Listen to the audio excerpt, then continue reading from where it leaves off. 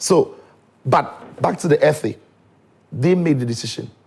And they told Ghanaians who they were expecting, the kind of person they were expecting to be the Black Stars coach. How did they end up with Otto? Now, if Otto resigns, and that is his prerogative, I don't think that anybody can force him to resign.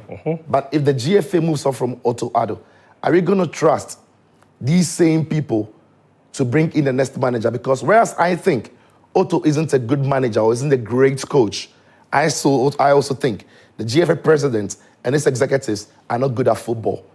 I also think... No, I think I'm more inclined towards that thought. Yeah, I don't think they are good at football. I don't think they are great at it.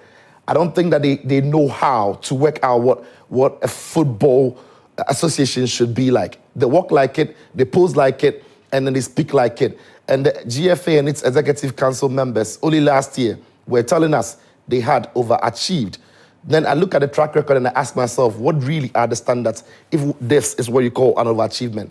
But if those are the standards, then what Otto is doing should fascinate them because the bar is so low. And that is the point. Those handling the football in Ghana are not great at it. They are failing at it, and they need to wake up. To wrap it up for Danny to come in before you move on, the GFA president also goes onto Facebook to make a remarkably terrible post. And I put up that GFA president post for me. And the reason I touch on that is because it is not very different from how Otto is responding to Ghanaians and the press at the press conference. Because the GFA president doesn't take any responsibility as he makes that post. He doesn't apologize. But what he does is to find a way to make excuses. So what does he do? He tells all of us that we were at our highest on March 29, 2022. And if you remember that date, that was the date we qualified to the World Cup by beating Nigeria. And he also tells us that that football is rising from normalization. But that was some 5 years ago. How do you then you have 5 years to rebuild football and blame normalization for what is happening, or blame number 12? How do you look at this AFCON campaign and blame number 12? What part did number 12 play, or normalization play, in this AFCON qualifying campaign? That is a leader who is taking no responsibility. That is a leader who is pushing all blames. And he wraps up by saying something which is incredibly sad, that it is just a setback. Now, how do you... A temporary setback. How do you go from back-to-back elimination from AFCON groups to not qualifying to the AFCON and call it temporary? It doesn't make sense. That's consistent failure. There is a consistent failure under your leadership, and you need to wake up and you need to get the job done. Your job is not talking. Your job is not crashing your chest and talking to the players.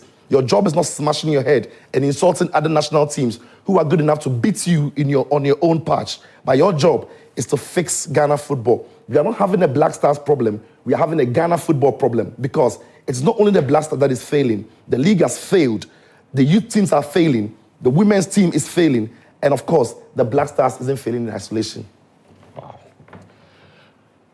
Sitso has spoken. And look at that statement in detail, if you missed it. This is what he said. So from the highest of heights of world football on the 29th of March to the lowest ebb of AFCON qualifying matches, my heart bleeds. Definitely, this is not what we want or what we bargained for. At this point, only cool heads can win, and we as leaders of our sport will stay together. Be honest with ourselves and fix this problem. The road to recovery after normalization is definitely bumpy and rough. After normalization, 5 years you've been in charge, you're still blaming normalization.